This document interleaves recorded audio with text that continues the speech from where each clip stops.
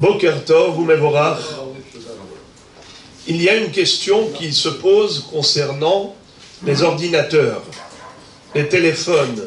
Lorsqu'on écrit des livrets Torah, ou lorsqu'on fait un copier-coller d'un pasouk, et le nom d'Akadosh Baruch Hu figure sur l'écran, a-t-on le droit d'effacer cette écriture? C'est-à-dire que il y a une halakha de base qui consiste à dire qu'il y a une interdiction formelle d'effacer le nom d'Akadosh Baruch Hu. Le Rambam, le Shulchan Aruch, l'écrivent en disant que celui qui ferait une chose pareille, eh bien il transgresserait l'interdit qui est Ve'ibbatem et shema min hamakom hahu lo tarasun ken l'Hashem Elokechem. C'est écrit dans Parashat Re'eh, où il est dit qu'il faut effacer les noms des idoles. Les noms d'idolâtrie, il faut les effacer. Ve'ibbatem et shema min hamakom hahu lo tarasun ken l'Hashem Elokechem. Mais surtout, ne faites pas la même chose pour le nom de Dieu. Vous n'avez pas le droit de l'effacer. Donc, a-t-on le droit d'éteindre un ordinateur lorsque sur l'écran figure un texte où le nom d'Akadosh Baruch Hu apparaît? Ou encore plus, l'effacer totalement?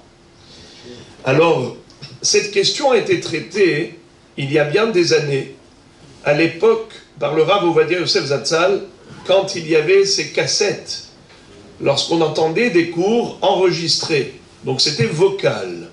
Le nom d'Akadosh Baruch Hu était mentionné lorsqu'on lisait des psukim. Et on lui a posé la question, est-ce qu'il est permis d'effacer des cassettes pareilles? Alors il avait dit qu'il n'y a pas de problème. Pourquoi? Parce que ce n'est pas une écriture. On entend des sons, mais il n'y a pas d'écriture. L'interdiction, c'est d'effacer une écriture. Or, de nos jours, c'est bel et bien une écriture. Alors la question revient à la case départ. Étant donné que dans cette responsa, il a cité un texte dans Masechet Gittin qui nous dit la chose suivante, que un get qui est écrit avec ce qu'on appelle milin. Qu'est-ce que c'est que milin? C'est de l'encre invisible. On écrivait avec une encre invisible. Ensuite, pour faire apparaître les lettres, on prenait de l'eau dans laquelle a macéré le bois de grenade. Et quand on mettait cela sur les mémilines, eh bien, les lettres apparaissaient, ça ressortait.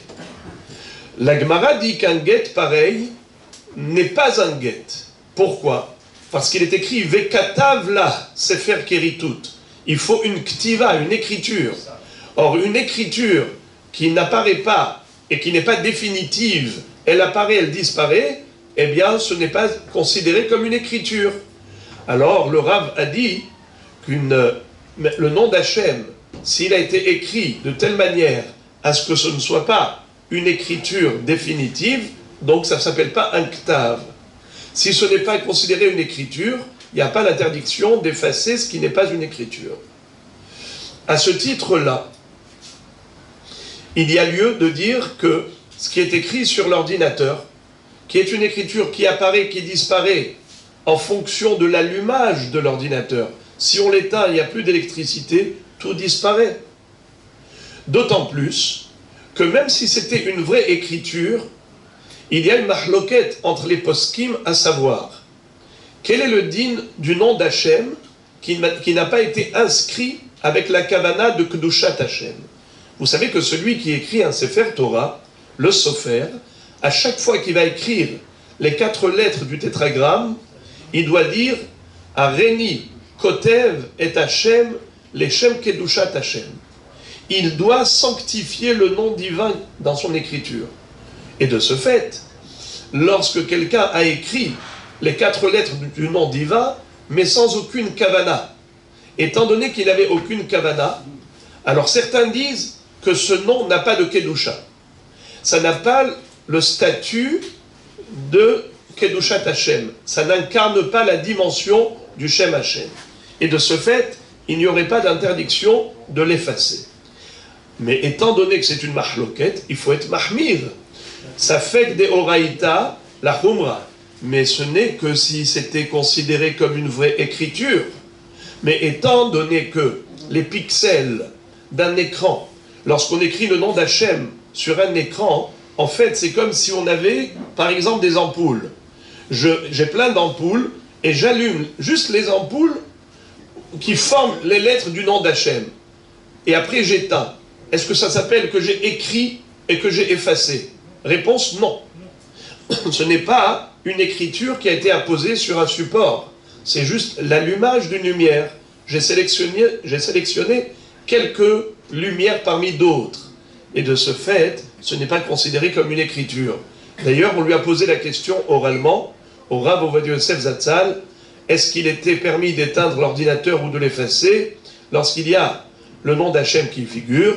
Et il a répondu par l'affirmative comme quoi c'est permis. En effet, donc, il n'y a pas de Issour, de Mechikat Hachem, de l'effacement du nom divin. Lorsqu'on écrit des divrei Torah sur l'ordinateur, on a le droit ensuite, en fonction du besoin, de l'effacer ou de l'éteindre.